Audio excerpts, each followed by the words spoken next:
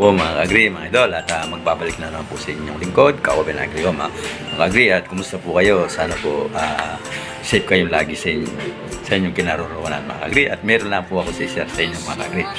At bago po yun ay nais ko muna po kayong batiin ng isang masaganang Pasko at maligong bagong taon po sa inyong lahat. Naway ang pag-ibig ng Diyos ay laging sumayo nyo at ang pagpapala ng ang darating na bagong taon, sana po ay lagi po tayong masaya at walang anumang karamdaman at maging masaya sa buhay. Yan po mga Agri, at i-share ko lang po ito sa inyo mga Agri. Ito po isang pagdating po ng Biyernes ito at meron po kami business po dito. Ang anak ko po yung nagpapataudo at i-share ko lang po sa inyo mga Agri. Nakikita nyo po yung mga freezer na yan na nasa likod ko. Yan po, dalawang yan.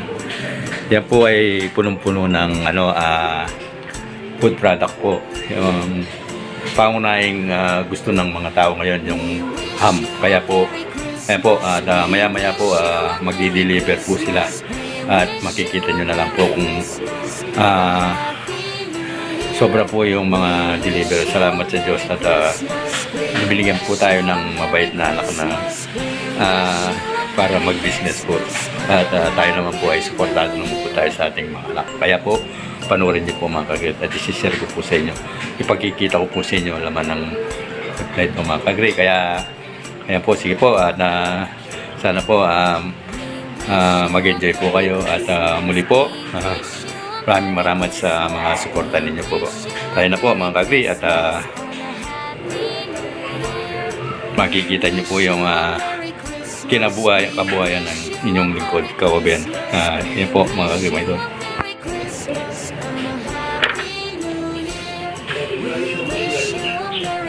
Yan po mga Kagri, yan laman ng puno niya.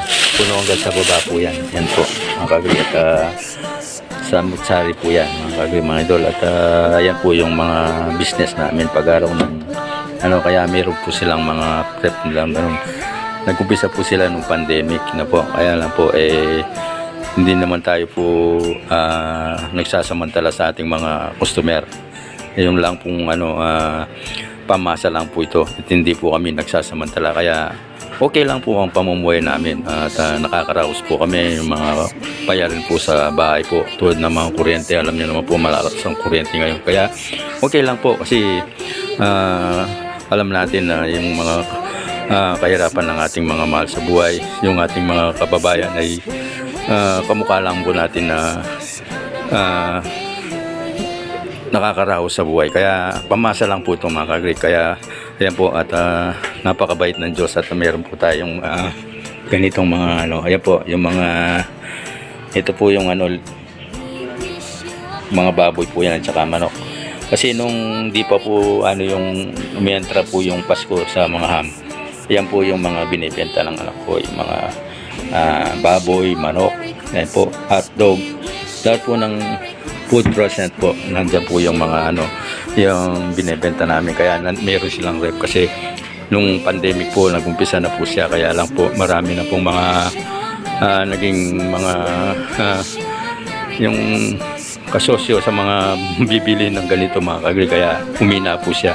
Pero kahit paano po ay nag-i-imbak po siya ng dito para meron pong bibilin. Kaya po ngayong araw ng Pasko, marami po ang nag-order. Ayan po, ito, titignan po natin ito mga Kagri. Ayan po, kanina po puno po yan, kaya lang po sila nag-deliver po sila. Yan pong lahat na yan ay sold out na po yan. Wala na pong pwedeng bumili ng iba kasi may-ari na po yan mga Kagri. Kaya po, salamat sa Diyos at napakagaling ng anak ko na magbenta ng produkto po mga Kagri. Kaya po, at masaya po kami sa Pasko nito at kahit paano po meron po kami Pasko po mga Kagri. Kahit paano po ay nakakaraos naman po kami sa buhay. Yan po mga Kagri. Kaya po mamaya-maya po ipagkikita ko po sa inyo kung paano niya linabas yung mga at i-deliver na po. Sige po, magkikita po tayo mamaya sa pag-deliver po mga Kagri, yung mga lalabas ng anak ko mga Kagri. Sige po. Yan po mga Kagri, yan po yung anak ko nag-business. Yan po yung dinalabas na niya po yung i-deliver po. At sunod-sunod na po yung deliver niya mamaya mga kagumidol. At siya po yung magdi-deliver. Yung iba po, pipikapan na lang po dito. At sila lang ang pupunta po para hindi naman po siya kasi motor lang po kasi ginagamit niya. Kaya ayan po, sige po, panoorin niyo po. At isasakay na sa motor po yan mga kagumidol. Ayan po mga kagri, at nakasakay na po, ready to deliver na po yan mga kagumidol. Kaya sa susunod po niyang pag-deliver niya ay yung natira po yun yung kukunin dito yung may-ari. Bali, 3 lang po at ang nag-ati-hati sila doon. Kaya yun, yung nauna hindi ko nakunan kasi ay yung parang bahay na tayo, parang lalago ba tayo mga dito. Kaya ayan po yung isa. Ito naman po yung isang van dito pa. Tignan natin. Kakuya? Kala? Ito na yung i-deliver niya. Ayan o. Puno sa likod yung van po. Kaya sold out na po yan. Ayan po. Sige po. Yan po mga kagri, tignan natin yung loob mga kagumidol. Nalinis na po yan kasi wala na po laman. Sold out na po. Ayan po. At bukas po, dispiras na po ng Pasko. At saka wala na po tayong ibibenta kasi pagpahinga muna tayo mga kagri. Kaya yan po, sige po. Po mga kagri, sana po ay nagustuhan niyo po yung pag-share ni Kaoben sa munting kabuhayan ng ating mga munting kabuhayan mga kagri. At alam niyo po na sa araw na ito, nalulungkot po ako. Sigurado po marami na naman po magsasamantala sa lahat ng po na nagbebenta. Hindi ko po linalat pero karamihan po meron po. Kaya nakakalungkot man mo sabihin kasi alam po natin na patungo na sa walang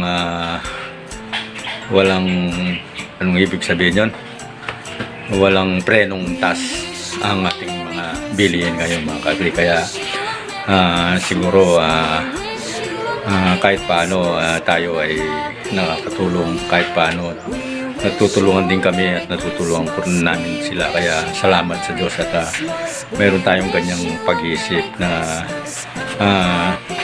inisip natin yung mga kapwa natin dahil ika nga doon sa kanta, wala sino man nabubuhay para sa sarili lang. Kaya ang kagri at sana po kahit anuman po ang gawin natin sa mundo, kahit mapasagin man yung ating lahat ng kayamanan dito sa mundo, maglalaho rin po tayo dito. Kaya habang may panahon pa po mga kagri at sana po huwag natin samantalayin yung ating kapwa. Sana po lalo makatulong po tayo. Sana po isipin natin yung mga pagtutulong natin sa kanila. Buti na lang po mayroong mga mabait na kasama nating vlogger na umaasenso sa kanilang pagbablog na kahit paano nakakatulong sila sa mga mahirap. Kaya saludo po ko sa inyo sa kasamahan ko mga vlogger. Sana po more blessing po sa inyo at sana marami pa kayong matutulungan. Maraming salamat po. Hanggang sa muli po ang inyong lingkod, Kaoben Agri-Home. Paalam po at God bless all. Merry Christmas po at ingat-ingat po kayo lagi. Bye bye and take care. I love you all.